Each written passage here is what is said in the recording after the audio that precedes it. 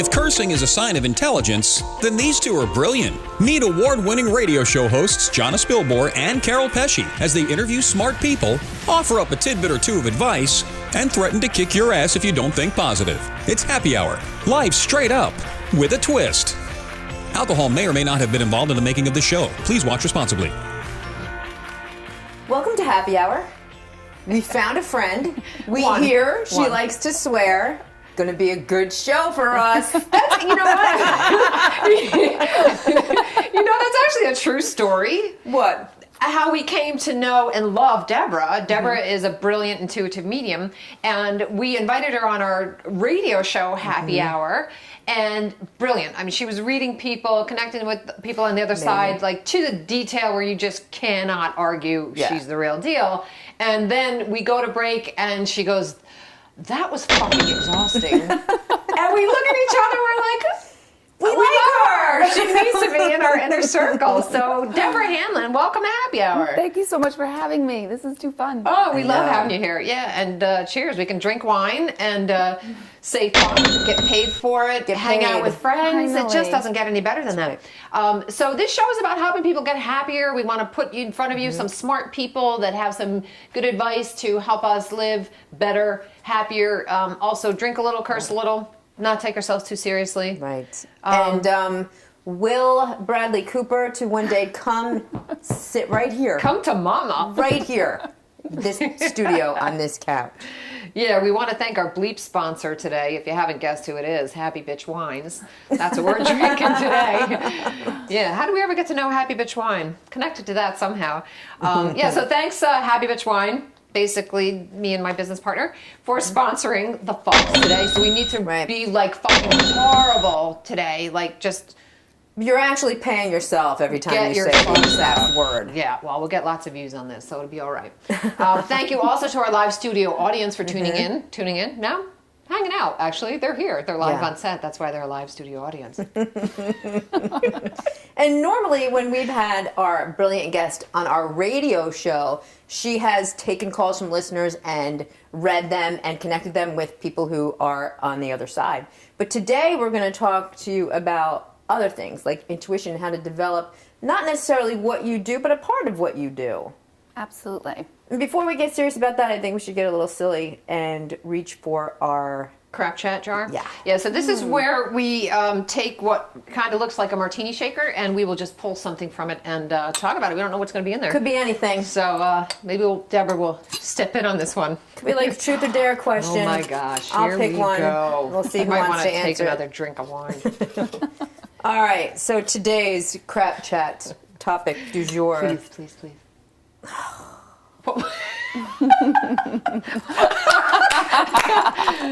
Good way to use your gut. It was two broad quirks. Like, please, we don't have all day. Oh. All right. How about this one? Wait a minute. One. God, I'm hoping you pull it. Ooh, I think this is a perfect topic, especially for our guest, Deborah. What is it? What's on your bucket lists? Oh, I love this. One. Love it. All right, who wants to start? I'll start. Okay. So I totally just did one. I know it's geeky, but it's okay. I did it with my mother. Went to do Harry Potter in Universal with my mom. Wanted to do that, did that, loved it. But still on my bucket list is to be a guest at a writer's table for a comedy show like Saturday Night Live. I laugh my ass off every time I watch the show, and I always wonder, they push the envelope so much, and it's so funny that what was that thought process, what happened around the table as they were creating that segment? Yeah. And what the fuck doesn't make it on air, if that's what makes it on air? So total major bucket list. I want to sit around. Don't even have to add anything, say a word. Saturday Night Live, please call me. I just want to sit around the writer's table one time. I love you. That's a good one. Oh, that's a great one. That was a good one. It's similar to one of mine, but surely you have things on your bucket list. Oh, well, see, now my brain is thinking in other directions. I was going to truly say take my children on a safari to Africa. That's so lame and boring now. All right, so I'm going to come up with something grander. That's pretty grand. That's pretty grand, but... Ride a zebra. Yeah, like face a lion. Yeah. You know. I think With your that's cool. children, Why yeah. would you not want to have that as your Well, it's definitely there. public bucket list item? That was really creative. It's not I'm pissed now. Cha-ching. I've been thinking about it for a while. So Yeah. it's not that creative. Well, it's similar to one that I've had forever, which is to be made fun of on Saturday Night Live. Oh, that's right. Like that, my world would be complete if somebody would just do a parody of me on SNL, but you got to be semi-famous to have that happen. How funny is that? Yeah, I I know. remember you've talked about that before. You want to become so famous that they make fun of you on Saturday Night Live. Yes. Maybe that's the episode where I'll be part of the writer's table. Oh, wouldn't that be, that would be full circle. Yeah. Isn't it funny how we both You know what? I'll tell you what, Unfortunately, I'm going to be riding elephants in Africa, and I'm going to probably miss it. I'll get my mother on that. for you. Thank I'll you. have my mother call them up. Yeah, she'll just call SNL Yeah, and yeah. get us on Yeah. there. Yeah, we'll put her She's on good there. at that. For sure. Yeah. Yeah, interesting. Okay. Anything else? Bucket list?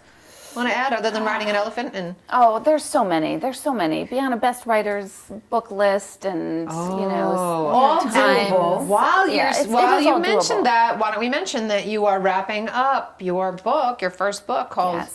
In the Presence of Proof. Yes, very excited about this book. We'll talk about it all show long because this is why I'm here. What's the tagline to it?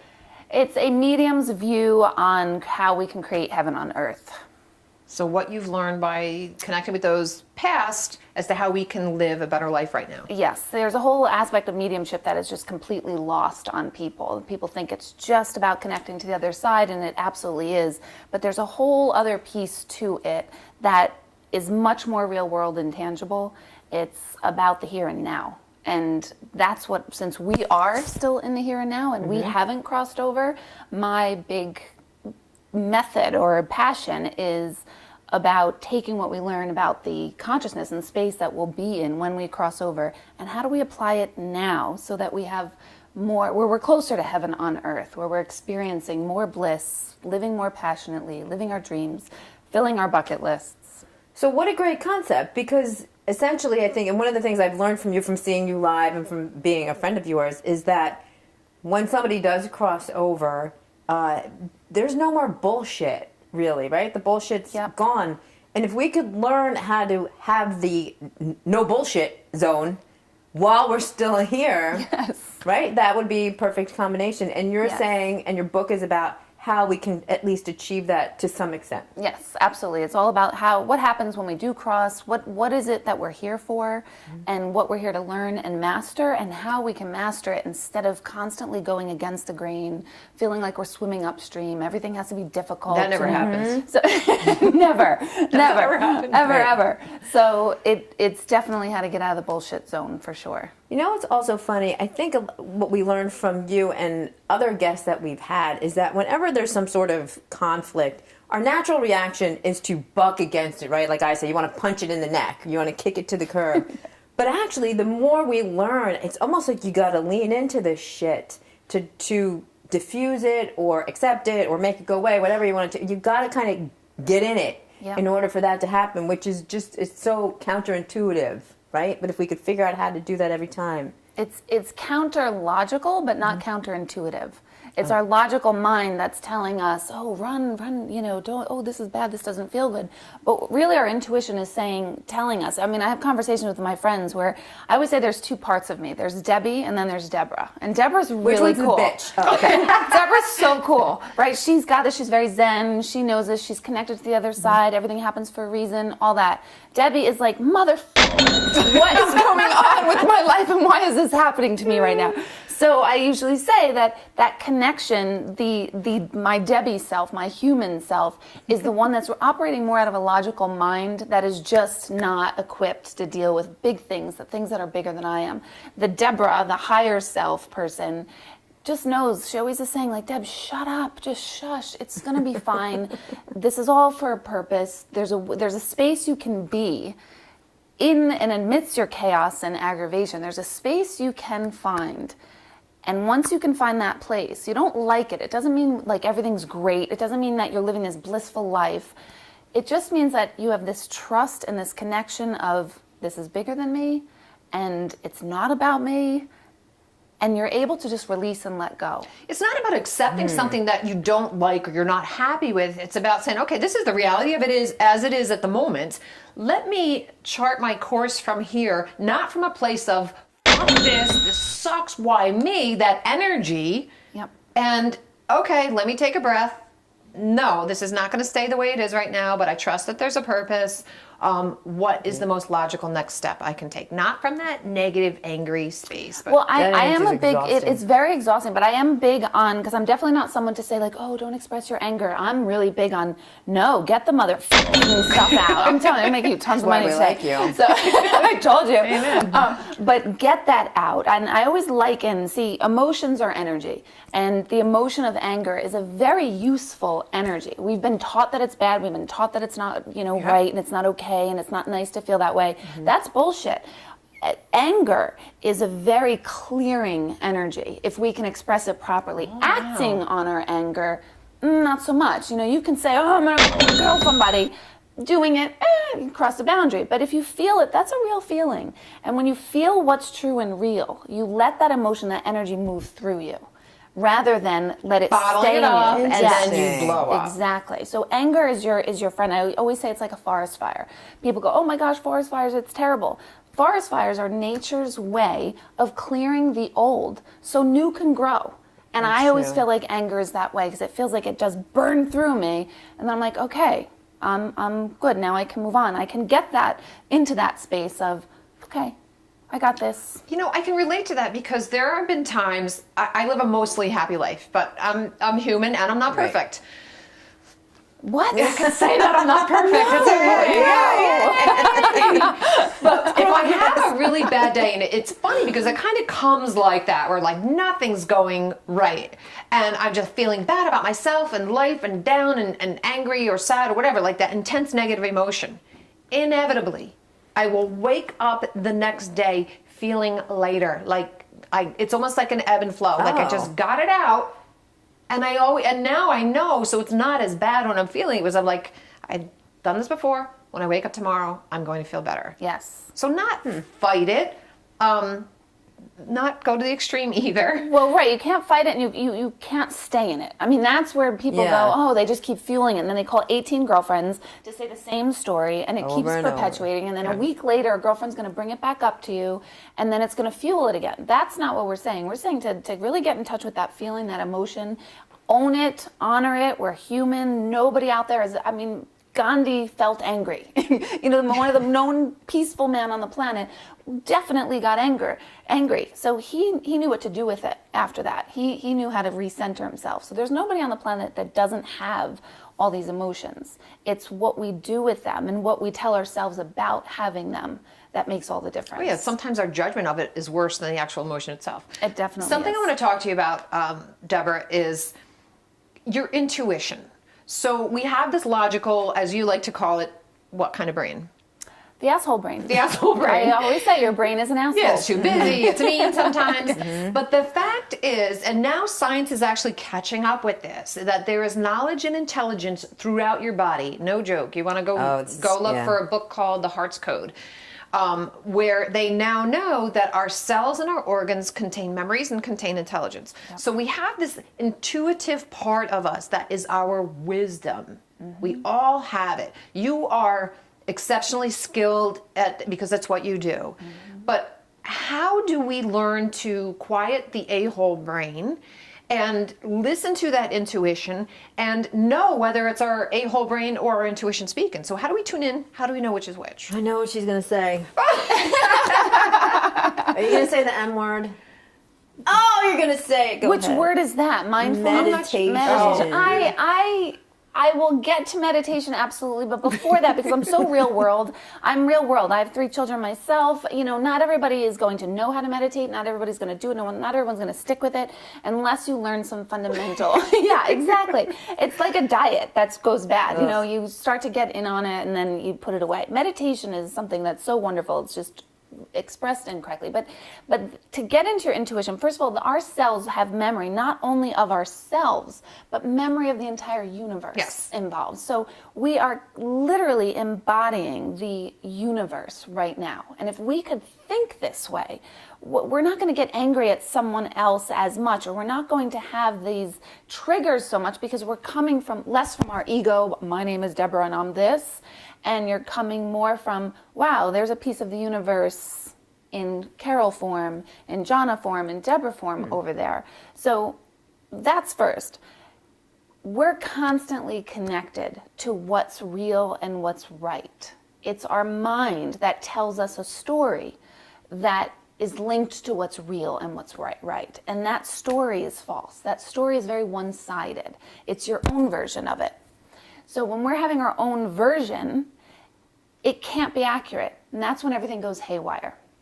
So if my intuition is telling me, gosh, I probably shouldn't date that man, but I have that intuition 100 times, there's probably a storyline in my mind that all men are cheaters or all men are this. So that's not your intuition talking, that's your history talking. But how do you know the difference? Yeah, that's my question. Feel it. You actually truly feel it. And in this day and age, we are not feeling anymore. We are told, like we said before, we're told certain feelings aren't right to have, so we shouldn't have them. And then the other thing is we medicate to not feel. Because we get so stressed. I don't know what you're talking about. Yeah, no, I don't regularly or anything, but we do medicate to not feel. And if we can just learn to be present, which is what meditation really is, get present and feel what you're feeling and get honest, get truthful about it. You don't say like, oh, I'm not jealous. I'm fine. I'm doing fine. No, be honest if you're feeling jealousy. Be honest.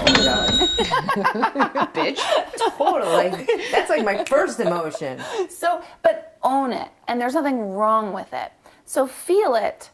And as you feel it and you accept it and you're real with it. And I always say the truth is the most healing tonic out there. Because what's true and real, you can't fight it. It's what it is. Once you identify what's true and real and right, then you can actually know what to do next because you feel your way through it. I've had that happen where a thought will pop in my head, and it's like clarity. There's strength to it. It feels right, and more I'm kind of getting used to paying attention to that. Ask Jonna. There's multiple times now. I will text her and I'll say, now this may not make any sense to you, and I also have noticed sometimes it'll knock on my consciousness repeatedly. Yes. And I'll be like, no, I'm busy figuring this out. And then it pops in again. I'm like, no. One day out of the blue, I texted Jonna and said, I don't know why, but I feel compelled to tell you that your parents must be really proud of you.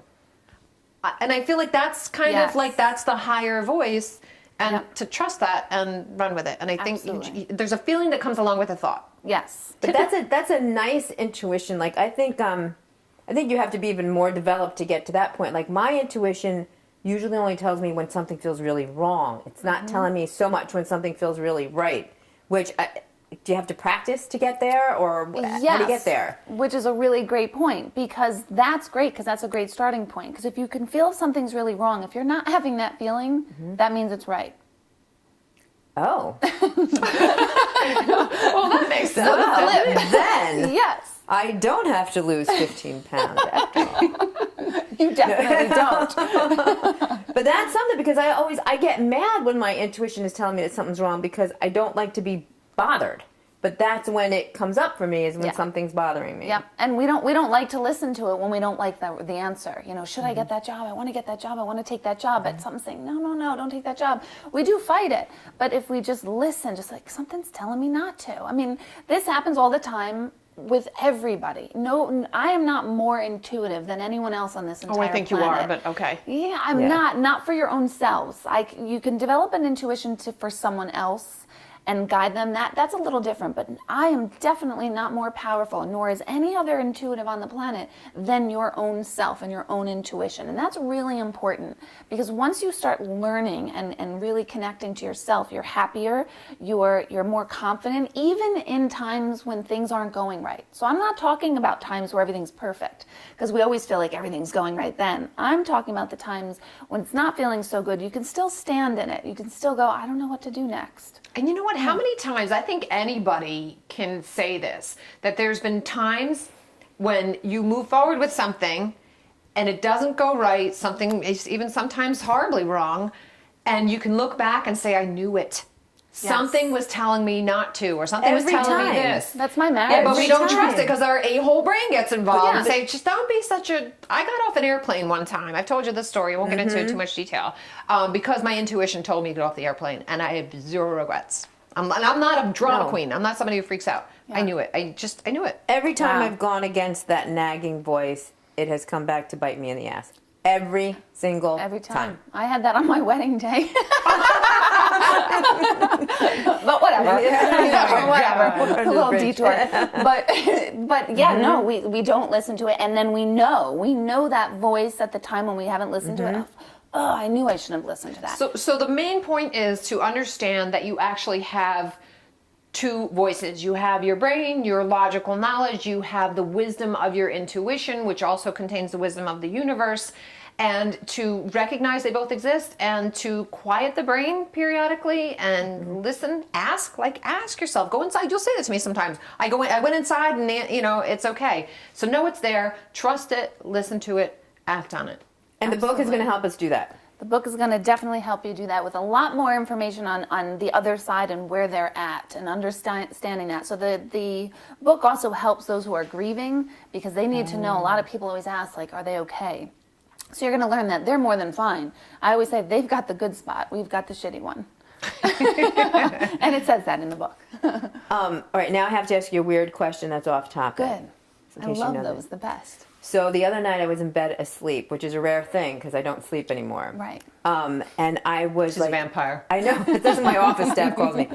So I'm asleep, right? And I'm having what I think is a very vivid dream. But to this day, as I retell the story, I really don't know whether I was asleep or not asleep. When in this dream or weird wake state that I was, something, like a formless thing, grabbed my arm and just lifted it up and then just put it down and then went away. And then I knew I was awake. Who was that? That was totally, actually, I know you're thinking I'm going to say your grandmother, but it was your grandfather. So whatever you were asking for, I just got that was your grandfather. What was he trying to tell me? Especially within the work that you're you doing, goosebumps where too? you're taking, yeah, I know. I always say those are get him truth head chills. to toe. I get him head to toe. Yeah, that's truth chills. Anytime I get chills during That's a what reading, I like to that's say, what I yeah. know. Then that's That's real true. and that's legit. Yeah. Wow. So in your line of work, you are taking oaths a lot, and that gesture is one of that. You know, where people are taking Swear to oaths. tell the truth, whole truth, nothing but. Yeah, and that is speaking to a lot of that of him saying, like, I hear it and see it and feel it as a way that he's telling you that you are actually like following your own oath. Wow, so cool. Weird stuff. I still have the chills though. Oh my love gosh. it. Oh my Yeah. gosh, Deborah, we could talk to you all day. I know. I loved it. Yeah, I know. Well, so maybe we'll talk a little more off air and maybe drink a little more. That'll happen. Maybe we'll do that. Yeah. Let's come back with On the Loose.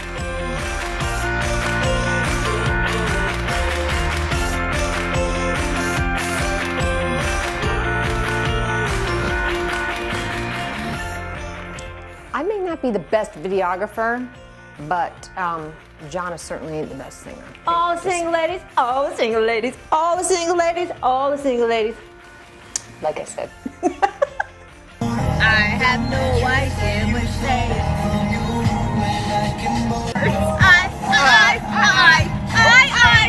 Am I right or am I right? I'm right. This is you're fucking making me dizzy. Oh my God, the camera's all over the place. This is like being on a boat. Like we need to name our show Below Deck. who has to watch this. This is terrible. Terrible. This is terrible. What? terrible? That's terrible spelled frontwards. Terrible. It's terrible spelled frontwards. Well, that was fun. It was a lot of fun. Yeah. I think we should do it again. What do you think we should do next time? We keep it PG. PG-13.